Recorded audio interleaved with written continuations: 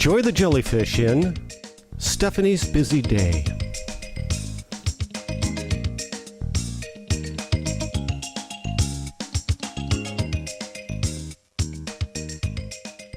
Stephanie's seahorse trailed behind the other seahorses in her school that scurried toward the Great Barrier Reef.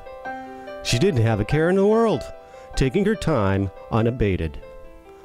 Well, not quite. Professor Plumpkin escorted and was instructor at the school, and he was quite aware there was a lot to do and many places to explore. "Hurry now, Stephanie," Professor Plumpkin said impatiently. "There are many sea plants on your midterm, and we need to reach the edge of the reef before noon." Stephanie said. She didn't see the urgency at all. The school of seahorses swam over Amy Anemone, who waved gently in the undersea current. The class was far ahead of Stephanie. "Hello," Stephanie Seahorse said, greeting Amy with a pleasant smile. "You have no time to visit," the anemone said, returning the smile. "Professor Plumpkin is leading your class to the reef. You must catch up." Stephanie stared ahead. "I'd better hurry."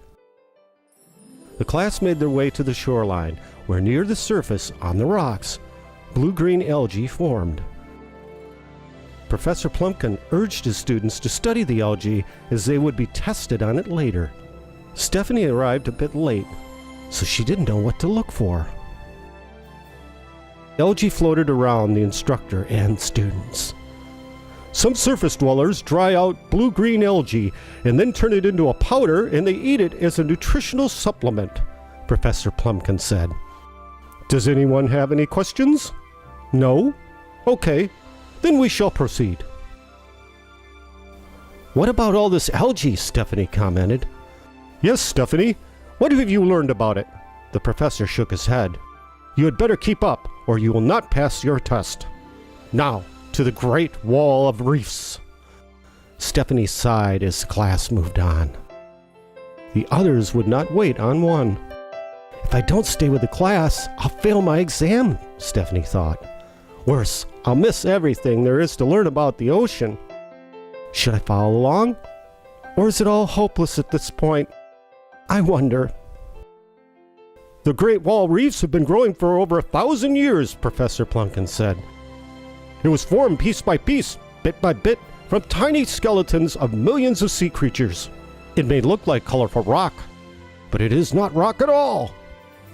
The students marveled at the massive structure, so vibrantly colorful. By the time Stephanie caught up, the others had passed over the Great Wall of Reefs.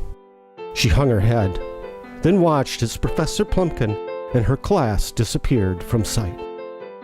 "I knew it was going to be a busy day, but I never imagined I wouldn't be able to keep up.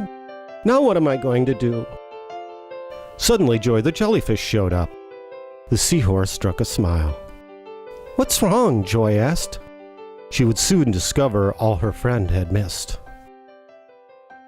A great distance away, Professor Plumpkin addressed his class. "Exams are tomorrow at 8 sharp, and after the midterm, we jump ahead to our next unit, a study of land dwellers from the ocean's perspective. Now don't be late, for there is much to learn." Everyone wondered what had become of Stephanie, but no one said a word. Back by the Great Wall of Reefs, Joy the jellyfish asked Stephanie Seahorse about her class trip. "I trailed so far behind I missed a day's lessons," the seahorse complained. Then Joy did something amazing. "Follow me," she said. "I know all the places Professor Plumpkin visited. I can tell you everything you need to know." This time Stephanie kept up. Joy explained the Great Wall of Reefs and how they had formed over many years by millions of tiny coral skeletons. Stephanie Seahorse paid attention and repeated the information as to hold the memory. They traveled to the shoreline, and Joy explained that some surface dwellers dry out blue-green algae, then turn it into a powder to eat as a nutritional supplement. Stephanie paid close attention and took a good look at her surroundings. Although she had had an incredibly long day and was tired, she now felt confident in what she was learning. Joy the jellyfish bid Stephanie farewell, and well wishes on her test. "You'll do just fine," she said as she swam off. "Thanks for your help, Joy," Stephanie said with a smile. Then it was off to bed, for exams were early. The test began at 8 sharp the next morning. "You each get one question," Professor Plumpkin said, "and you must respond correctly in order to pass." He decided to pick Stephanie first, since she probably wouldn't get it right, and he didn't want to prolong her embarrassment. "Stephanie, how was the Great Wall of Reefs formed from rock?" Professor Plumpkin asked. He stared at Stephanie. She would not be fooled by this trick question. "Why, they were not formed from rock at all," Stephanie said proudly, "but from millions of tiny coral skeletons over a long period of time." "Thank you, Joy," Stephanie thought with a smile. "You answered perfectly," the professor said, proud of his student. "From now on, I will slow down a bit," Professor Plumpkin said with a smile. "For we all need time for a good education."